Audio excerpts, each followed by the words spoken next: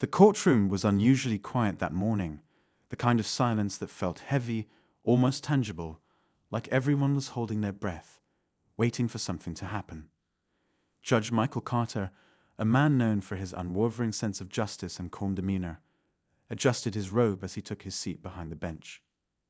His reputation preceded him: fair, meticulous, and fiercely dedicated to equality. But even he could sense the tension lingering in the air like static before a storm.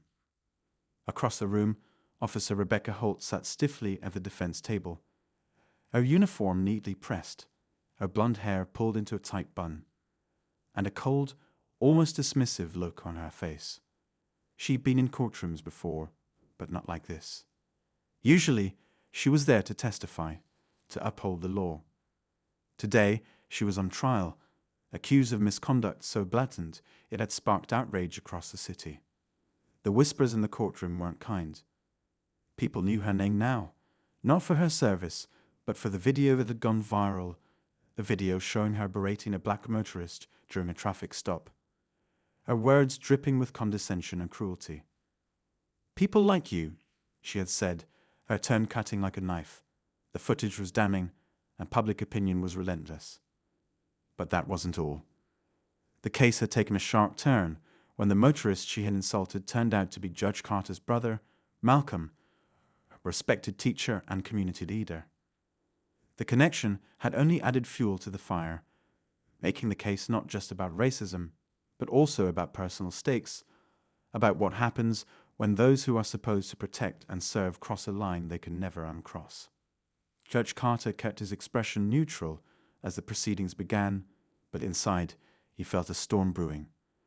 This wasn't just another case. It was a test of his professionalism, of the system, and perhaps most painfully, of his faith in people. He'd always believed in second chances and redemption, but as he looked at Rebecca Holt, her face a mask of defiance and entitlement, he wondered if some people were beyond saving. Rebecca, for her part, sat with her chin high, her eyes flicking around the room as if searching for an ally. She didn't think she'd done anything wrong. To her, the motorist had been uncooperative, and she'd done what she thought was necessary to assert control. The fact that he happened to be black, she claimed, had nothing to do with it. "I'm not racist," she told reporters when the story broke. "I was just doing my job." But the video told a different story, and so did the testimonies of others who have encountered her over the years. As the prosecutor laid out the case, the courtroom seemed to shrink, the walls closing in as the evidence piled up. Witnesses described a pattern of behavior: disrespect, unnecessary force, and a disturbing tendency to single out minorities for scrutiny. Each testimony was like a stone dropped into a still pond, sending ripples through the room. Rebecca's attorney tried to paint a different picture, one of a dedicated officer under immense pressure, someone who had made a mistake in the heat of the moment. "She's human," he argued, his voice earnest. "And humans make mistakes." But the jury's faces were unreadable, and Judge Carter's expression didn't waver. When it was time for Rebecca to speak, the room held its breath. She stood, her movements deliberate, and faced the judge. "Your Honor," she began, her voice steady but void of any real remorse, "I regret that this situation has been blown out of proportion. I never intended to offend anyone." The words hung in the air, cold and hollow. Judge Carter leaned forward slightly, his eyes locking onto hers. For the first time in the trial, his voice carried a note of personal weight as he asked, "Officer Holt, do you truly believe that your actions were justified? That the way you treated my brother, and others like him, was appropriate?" Rebecca hesitated, the question catching her off guard. For a moment, her confidence faltered, but then she straightened her shoulders. "I was doing my job," she said firmly. The judge's gaze didn't waver, and the tension in the room was palpable. Everyone was waiting for his response, for the moment that would determine not just the outcome of the case, but also the legacy of what had transpired. And then, just as he opened his mouth to speak, a commotion erupted in the gallery. A voice rang out, angry, desperate, and directed at Rebecca. "Tell the truth for once." It was Malcolm, his presence unexpected, and his words cutting through the courtroom like a knife. All eyes turned to him as he stepped forward, his face a mixture of anger and pain. "Tell them what you said to me that day," he demanded, his voice shaking. "Tell them how you looked at me like I didn't even matter." Rebecca's face turned pale, and for the first time she looked truly uncomfortable. The courtroom was in chaos, the judge banging his gavel to restore order, but the damage was done. The mask Rebecca had worn so tightly was beginning to crack, and everyone could see it. As the scene unfolded, one question hung in the air, unanswered and electrifying. What would Judge Carter do next? Would he let his personal connection to the case influence his decision? Or would he stick to the principles that had always guided him? And more importantly, would Rebecca Holt finally face the consequences of her actions, or would she walk away unscathed? The answer would leave everyone in the room and beyond speechless. The courtroom's buzz of voices softened, but never truly faded after the outburst. Malcolm stood firm, his eyes locked on Rebecca, unyielding, while the gallery shifted in their seats, trying to read the unspoken words hanging in the air. Judge Carter, maintaining his composure despite the emotional weight of the moment, banged his gavel again, this time with more force. "Mr. Carter," the judge began, his voice calm but commanding, "I need you to respect the order of this courtroom. Please return to your seat." Malcolm hesitated, his shoulders tense, his gaze flickering between his brother and Rebecca. For a moment, it looked like he might defy the instruction, but then he slowly nodded, retreating back into the crowd. The damage, however, had already been done. Rebecca's once confident demeanor had shattered. She sat stiffly at the defense table, her hands gripping the edges, her knuckles white. The prosecutor wasted no time seizing the moment. "Your Honor," she said, stepping forward with purpose, her voice resonating in the tense atmosphere, "what we've just witnessed is a raw display of the pain caused by Officer Holt's actions. This case isn't just about one incident. It's about the ripple effects of abuse of power. It's about the lives left fractured in its wake." Rebecca's attorney rose quickly, attempting to regain control. "Objection," he said, his tone sharp. "The prosecution is using emotional appeals to sway the court. We're here to evaluate facts, not feelings." Judge Carter raised a hand, signaling both sides to pause. His face was unreadable, but his eyes betrayed a flicker of something deeper, something personal. "The objection is noted," he said evenly, "but I will allow the prosecution to continue. Emotional context is not irrelevant when the charge involves behavior that impacts public trust." The prosecutor nodded, a glint of determination in her eyes. She continued, pacing slowly as she addressed the courtroom.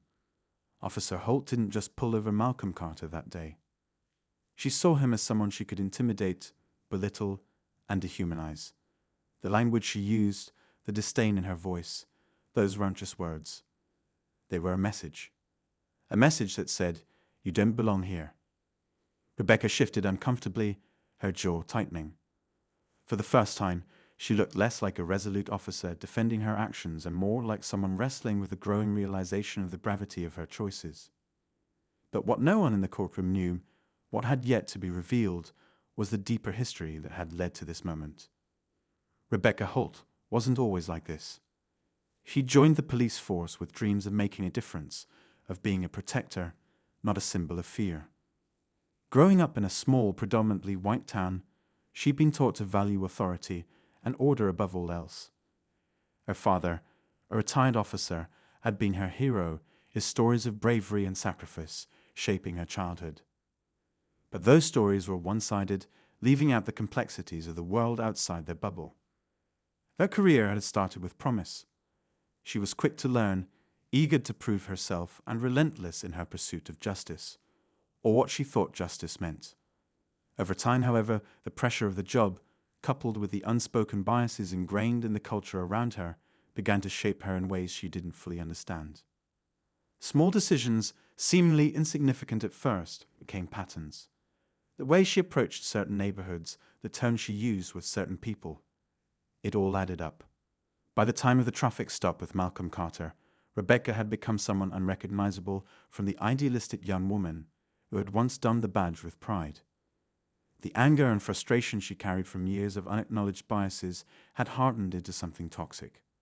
And when she saw Malcolm that day, driving a car that seemed too expensive for someone like him, all of it came to the surface. Malcolm, on the other hand, had spent his life navigating the silent, unspoken barriers that came with his identity. He'd worked hard to build a life he was proud of, refusing to let stereotypes define him. As an educator, he dedicated himself to teaching the next generation to rise above hate and ignorance, to believe in their potential despite the world's attempts to diminish it. But no amount of success or respect could shield him from moments like that traffic stop. A moment where, in the eyes of someone like Rebecca, he was reduced to nothing more than a target. As the courtroom listened to more witness testimonies, the story began to take shape in layers, each one revealing the complexities of the case. A fellow officer took the stand, reluctantly admitting that Rebecca's behavior had been a subject of concern among her colleagues for years. She was a good cop in some ways, he said, his voice heavy with hesitation. But she had a tendency to escalate situations instead of de-escalating them, especially with minorities.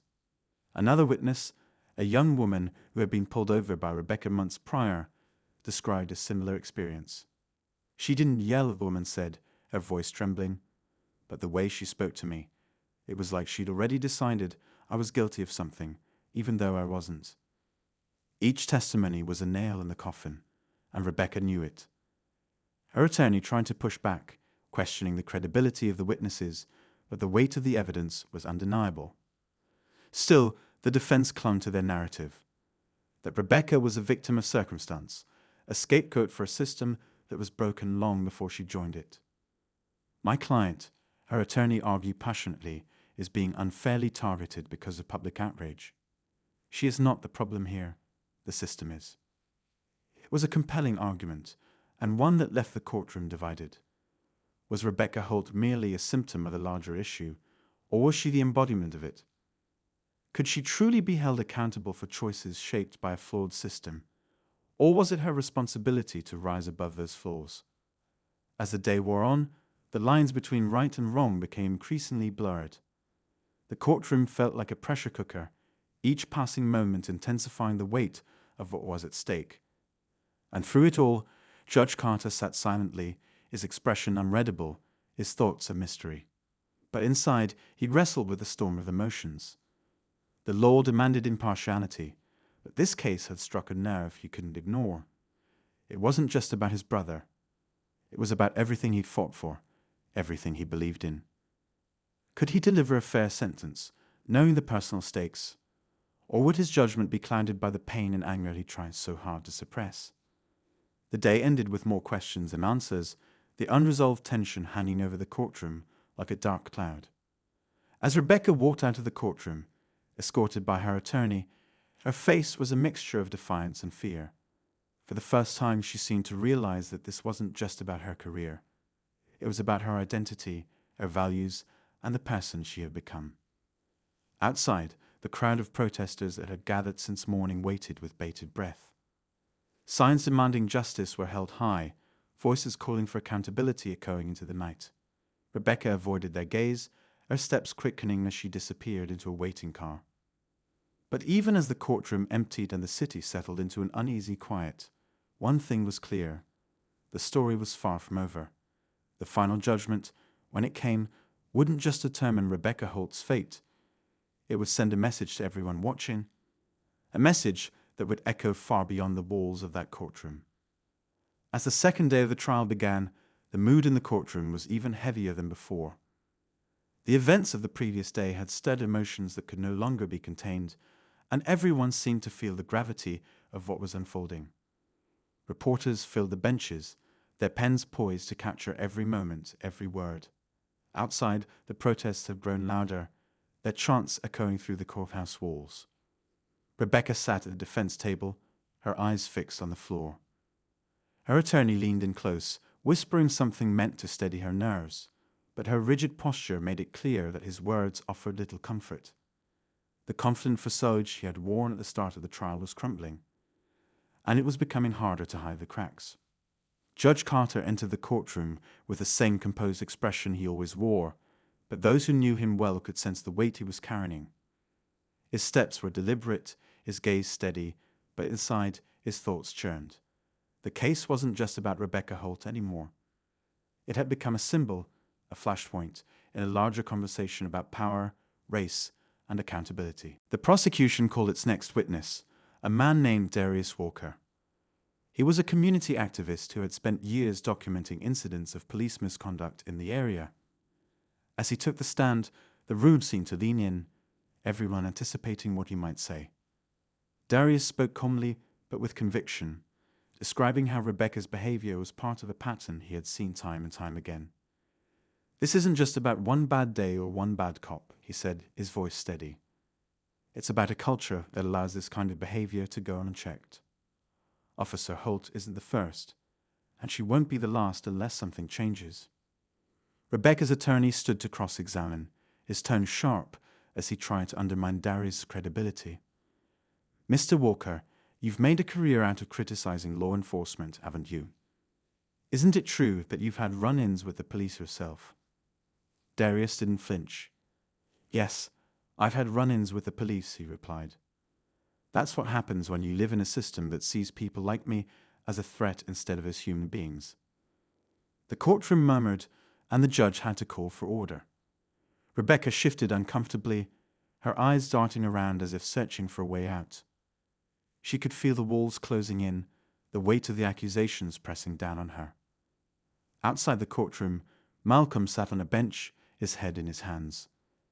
He hadn't been called to testify yet, but the anticipation was eating away at him. He replayed the traffic stop in his mind over and over, each detail etched into his memory like a scar. The way Rebecca had spoken to him, the way she had looked at him. It wasn't something he could easily forget. A young woman approached him cautiously, holding a notebook and a pen. She introduced herself as a journalist covering the trial, her voice gentle but curious. "Mr. Carter, do you mind if I ask you a few questions? People want to know how this has affected you and your family." Malcolm hesitated, his instinct telling him to stay silent. But something about her sincerity made him pause. "This isn't just about me," he said finally. "It's about every person who's ever felt powerless in the face of authority. It's about my students who deserve to grow up in a world where they're judged by their character, not their skin color." The journalist nodded, scribbling furiously in her notebook. "You think the system can change?" she asked. Malcolm sighed, his gaze distant. "I want to believe it can. But change doesn't happen without accountability. And right now, we're still fighting for that."